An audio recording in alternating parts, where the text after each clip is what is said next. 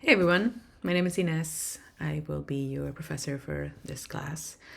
It's an online asynchronous, so we won't be meeting in person, but I'm hoping that the videos kind of help uh, with all the reading and all the stuff that you guys are doing. I won't go over the syllabus, just make sure you read it carefully. There's a lot of information, and if you have any questions, just, shoot me an email. The purpose of these videos are going to be kind of to synthesize the reading and kind of give it a more human, framework. And I will be posting some of my reading notes as well if it's helpful. All right, so today we're going to talk about week 1, which is kind of the foundation of the course. And we're trying to kind of reframe the idea of entrepreneurship as an inherent part of the artistic practice rather than a contradiction to it. The readings kind of work together to challenge the assumption that art exists outside of economic systems, while also acknowledging the discomfort that many artists feel when business language enters the creative space, right? So the first reading you're going to do, which is the Kolb, is going to be chapter 1, kind of pages 8 through 29-ish. And Kolb begins by situating art and culture firmly within economic life. So she argues that creative work has never really existed independently of systems of exchange, patronage, or distribution.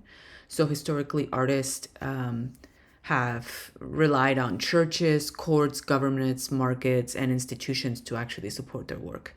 So the modern idea that art should exist like apart from money is shown to be a relatively recent cultural construction rather than a historical reality. And this framing is actually quite important because it removes the moral judgment often attached to financial survival in the arts.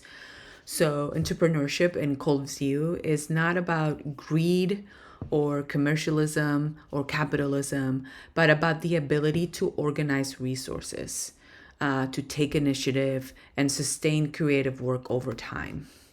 So artists already engage in entrepreneurship behavior when they decide which projects to pursue, how to allocate their time, and how to reach audiences, even if they resist the label.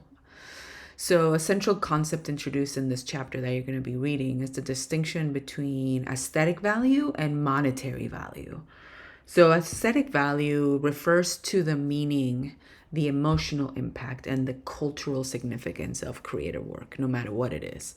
While monetary value refers to its price, so its ability to generate income. Kolb does not argue that one replaces the other. Instead, she emphasizes that artists must learn to navigate the tension between these two forms of value. So, a high aesthetic value does not guarantee financial sustainability, and financial success does not necessarily diminish artistic meaning. So, understanding this tension is essential for realistic career planning. Kolb also introduces the role of intermediaries in the arts. Sorry, my English is not my first language. Sometimes such as galleries, agents, managers, publishers, and digital platforms. So these intermediaries act as bridges, right, between the artist and the audiences by providing visibility, legitimacy, and access to markets. So at the same time, these intermediaries often control the pricing and the distribution and the representation, which can reduce the artist's autonomy, right? So this creates an ongoing tension, right, between control and access that artists must navigate throughout their careers. So later in the course, we will revisit this question when considering social media, self-promotion, and alternative distribution models. But this chapter outlines different organizational structures within the arts, so including for-profit businesses, non-profit organizations, and hybrid models. So Kolb makes clear that nonprofit status does not remove economic pressures. It simply changes how revenue is generated and justified. Each structure shapes artistic labor differently and carries different expectations about funding. About accountability, and about success. So, understanding these distinctions helps artists make informed choices rather than framing decisions as moral judgments about like selling out, So, you will read all about this. The chapter concludes by introducing entrepreneurship as a process rather than a personality trait, which I think is kind of essential. So entrepreneurs are not born with like special instincts, right? Like they learn to assess risk, to manage resources, and adapt to change. So importantly, she frames the business plan not as a rigid document, but as a thinking tool that evolves over time. So for creative practitioners who fear that like planning will like constrain their creativity, this framing emphasizes the actual flexibility, experimentation, and revision that goes into it.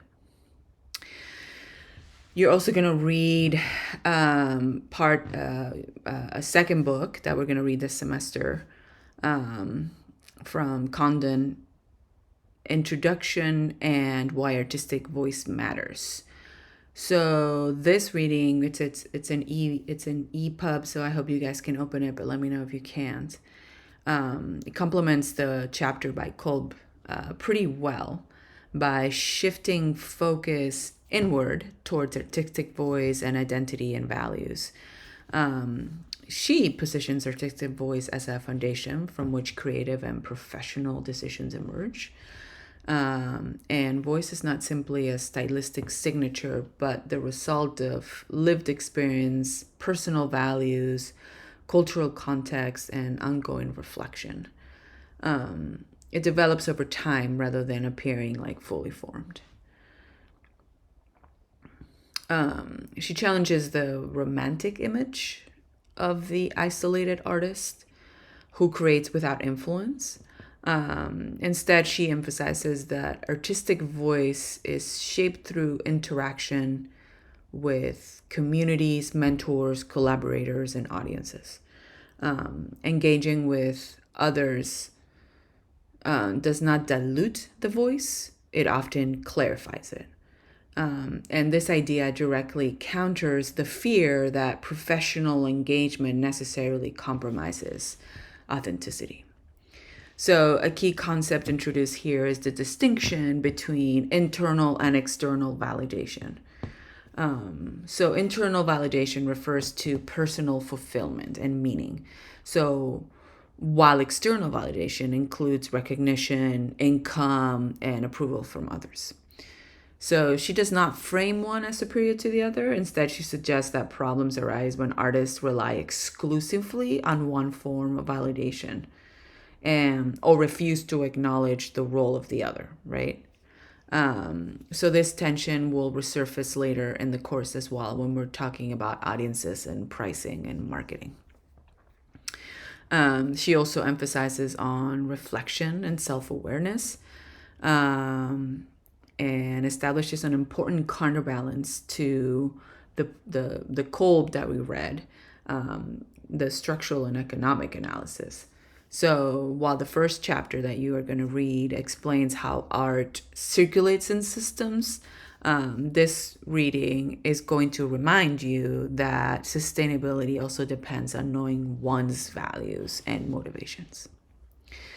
So the way the readings work together is that they kind of establish a central premise in which artists do not have to choose between integrity and sustainability. And sustainability, I mean like pay your bills with your art, but they do need to be intentional. So the first chapter that you're going to read provides the external context, right, by explaining how art and money and organizations intersect. The second one kind of provides the internal grounding on emphasizing voice, values, and identity. And the course throughout the semester is kind of going to move between these two perspectives. You should kind of leave week one, like this week, by reconsidering assumptions about what it means to be an entrepreneur in the arts, questioning whether your discomfort with business language, if you have any, like where it comes from, and kind of beginning to see entrepreneurship as a set of tools rather than a threat to your creative process. So the key ideas from this week are going to be that the concept of art and entrepreneurship have always been connected historically, that entrepreneurship is about initiative, leadership, and sustainability, not selling out. Artists already make entrepreneurship decisions, even if they don't use that language. Other key topics is going to be aesthetic value versus monetary value, art intermediaries like galleries, agents, platforms, the distinction between for-profit and non-profit organizations, and entrepreneurship as a process, not a personal trait. And the things that I want you guys to think about as you're doing the readings and doing the assignments is maybe where did these ideas about art and business come from? And how do artists balance meaning and money without losing integrity? All right, well, I hope you guys have a good time. You have 2 activities to do. Do the reading first. Your activity for the reading is always going to be localized on the specific reading that you're doing. And then every week you will also do a little bit of portfolio building. So by the end of the semester, you will have all of the things that you need to actually complete your portfolio. And I think this week is about values. So have a good one.